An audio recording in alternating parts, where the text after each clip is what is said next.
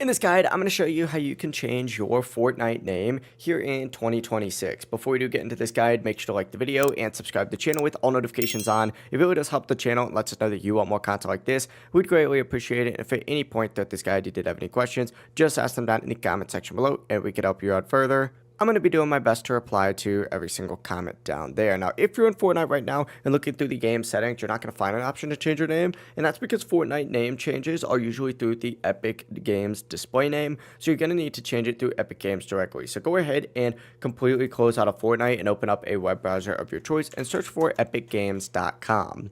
Once you're on epicgames.com, sign in up in the top right and then select on your little profile once you're signed in and select account. It's going to redirect you to your account settings. We're going to want to stay on this first settings tab right here, and if you scroll down a little bit, you're going to see a display name option right here. Find the little pencil icon right here, select it, and it's going to take you to a page that looks like this. This is where you can change your name. So type in your new display name right here, tick this little box to confirm. Just keep in mind that you can only change your name once every 2 weeks. It's going to have to at least be 3 characters long, and you're not going to want to use any personal information like your real name, address, or phone number. Make sure it's something that you actually want because you'll be stuck with it for 14 days. But after typing in that new name, check the confirmation box, hit continue. Your new name will update once you reload into Fortnite. And that is it. If this guide did help you out, make sure to like the video and subscribe to the channel with all notifications on. It really does help the channel and lets us know that you want more content like this. We'd greatly appreciate it. And if at any point that this guide did have any questions, just ask them down in the comment section below and we could help you out further.